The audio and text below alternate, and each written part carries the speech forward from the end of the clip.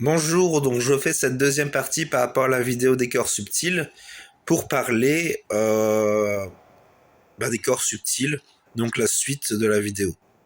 Donc j'ai abordé dans la vidéo précédente la question du corps, de l'âme et de l'esprit et la question de l'évolution du voyage de vie au fil des incarnations au cours au cours des étapes de l'esprit divin, de l'esprit, de l'âme, du corps et de la matière.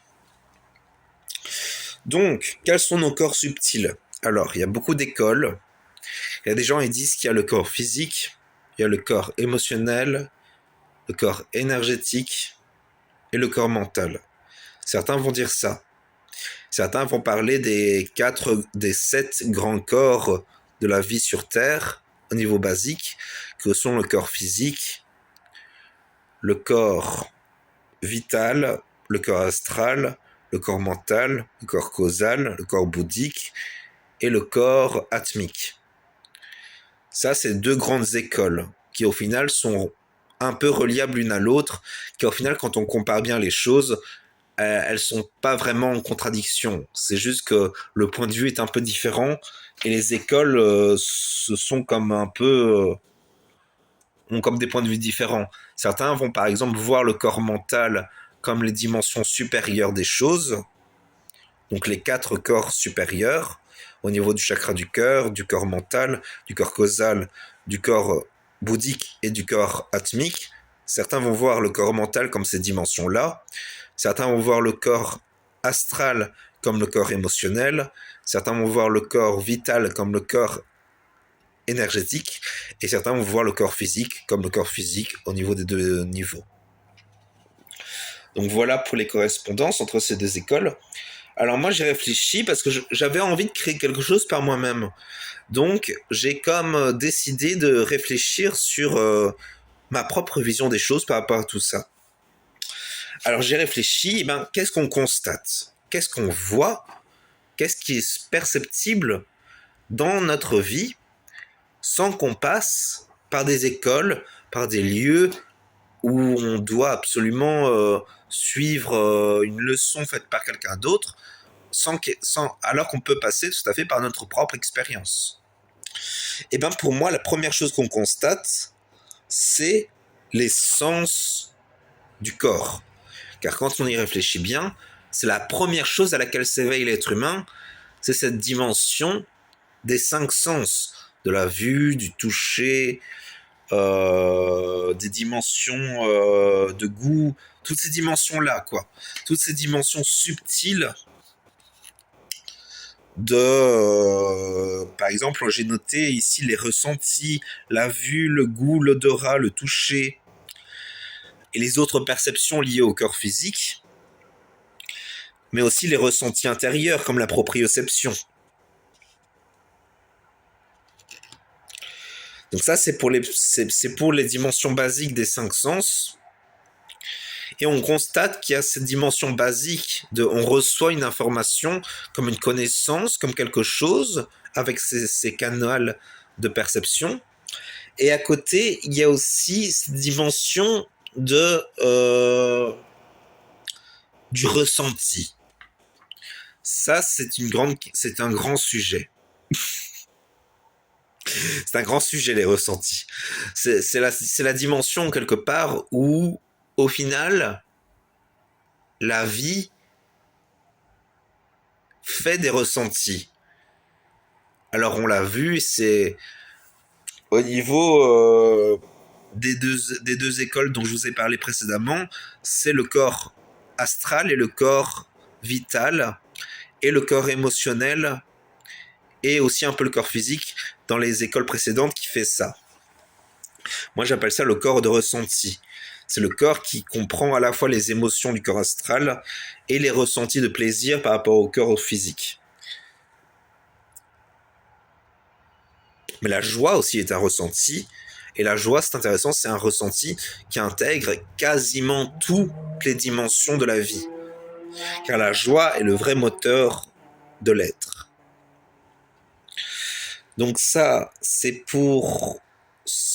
la première dimension auquel s'éveille l'être humain lors de son incarnation. Après, il y a la dimension des émotions. Donc, c'est la dimension supérieure des ressentis. Donc on a les émotions et les sentiments basiques de la joie, du plaisir, mais il y a beaucoup de grands principes autour de cette dimension, au final de l'ego et des émotions astrales de l'ego. Il y a cette dimension du sentiment solaire, cette dimension de éclairer, d'apporter, d'éclairer, de presque de commander en tant que soleil des nations. Il y a cette dimension-là. Et à côté, il y a la dimension du sentiment lunaire, qui va plutôt être un ego où on va comme refléter la lumière du soleil pour apporter une sécurité, pour être sensible. Ça aussi c'est intéressant et c'est au fond aussi une dimension du plexus solaire et du cœur astral. Je cherche les autres dimensions dont j'avais parlé par rapport à ça. Voilà, après, au-delà du corps astral et du corps émotionnel, on retrouve aussi le corps mental, qui est le niveau de la compréhension des choses par rapport aux dimensions inférieures. C'est-à-dire que le corps mental, donc le corps qui se situe ici, plus ou moins au niveau hiérarchique, qui est associé au chakra du cœur, très important que ces deux chakras, que ce chakra du cœur soit aligné avec le corps mental. Et ben, en quelque sorte, ce que ça va faire, c'est que le mental va servir à un but en lien avec le cœur. C'est ça que quand cet alignement se fait, le chakra du cœur et le corps mental servent à un but global qui servira le bonheur évolutif de la personne. Après, au-delà du corps mental, on retrouve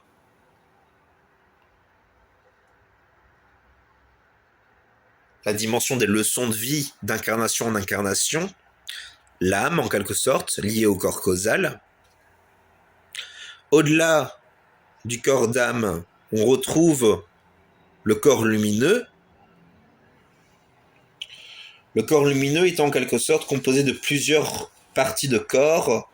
On pourrait dire qu'il y a l'intuitif inférieur qui correspond à la médiumnité de base, où on a accès à une information sans pour autant pouvoir en faire quelque chose de lumineux. C'est juste une connaissance en quelque sorte. C'est de la médiumnité de base. Au-delà de cette dimension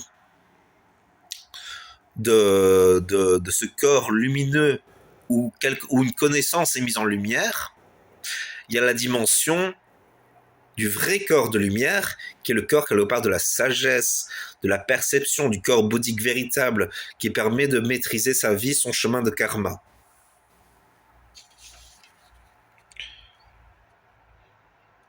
Son chemin évolutif aussi.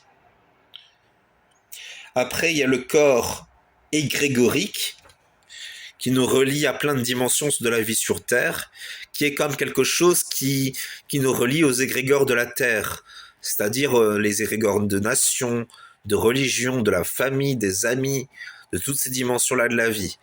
Toutes ces influences-là entre soi et les autres égrégores. L'école aussi, quelque part. L'université. Toutes ces dimensions où l'égrégore, c'est comme des pensées que plusieurs personnes partagent et qui font que toutes ces personnes sont plus ou moins connectées par cet égrégore. Et au final, toutes ces personnes sont quand même influencées par un égrégore. Et il faut faire très attention aux égrégores, car les égrégores ont un grand pouvoir sur nous, quelque part.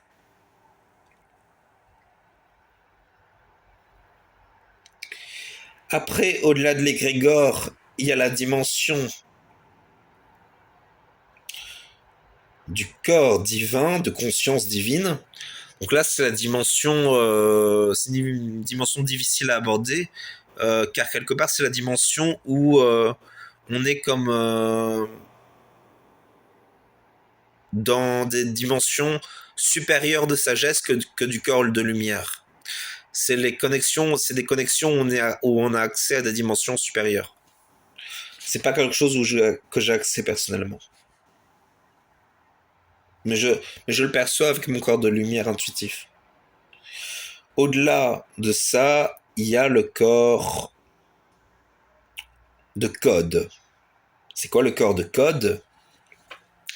C'est ce qui détermine notre ADN dans sa dimension d'épigénétique.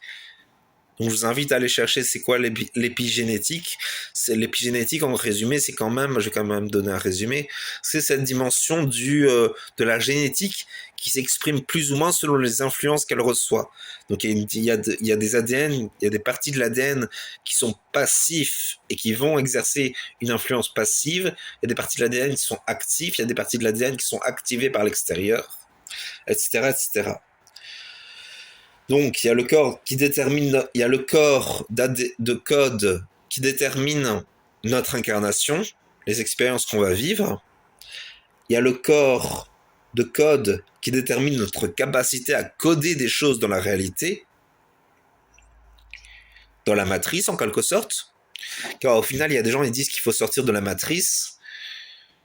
Oui et non, j'ai envie de dire. La matrice, c'est à la fois quelque chose dans laquelle on est plus ou moins prisonnier, et en même temps quelque chose dont on peut sortir facilement.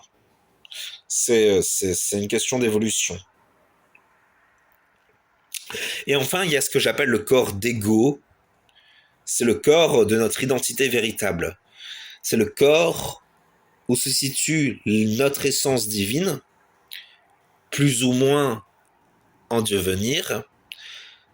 Et cette essence divine détermine et a donné naissance à notre corps de libre arbitre.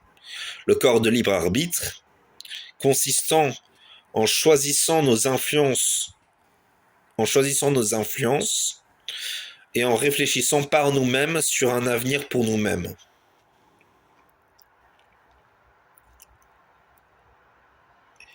Le libre arbitre étant, le libre arbitre étant composé donc de cœur d'enfant divin. Il est plus ou moins fixé par certaines expériences au fil de l'incarnation. Et j'ai d'autres papiers intéressants dont je pourrais parler. Et donc ici, j'ai d'autres papiers qui parlent d'autres choses. Donc ici, par rapport au corps de libre arbitre, j'ai noté qu'on a dans cette dimension le corps de contrôle physique, donc la partie de notre libre arbitre qui nous permet de contrôler notre corps physique, la partie du libre arbitre qui permet de choisir plus ou moins nos pensées, la partie du libre arbitre qui nous permet d'imaginer des choses, en sachant que l'imagination, c'est à la fois quelque chose qu'on produit nous-mêmes, mais qui aussi nous connecte à plusieurs plans imaginals. C'est quelque chose de subtil quelque part. À côté, il y a aussi le corps de connexion qui permet de se connecter à divers plans.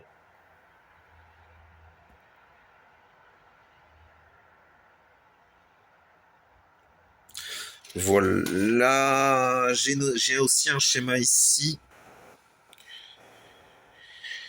Je regarde ce que j'ai noté. Ce schéma-là, il est plutôt complet. Ce serait bien que peut-être que je le posterai sur la section commentaires, sur la section communauté.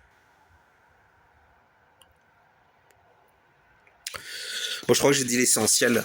Donc voilà pour ce que je voulais vous dire. C'est très intéressant de pas suivre de notes, parce que je vais pas poster les notes finalement, parce que je me rends compte qu'au final, que ça soit dans l'air, que ça soit quelque chose dont on a conscience, qu'on a intégré au niveau de l'air, au niveau des dimensions subtiles, ça permet de mieux les intégrer en quelque sorte. Donc voilà pour ce que je voulais vous dire. Je vous souhaite une bonne journée. Merci.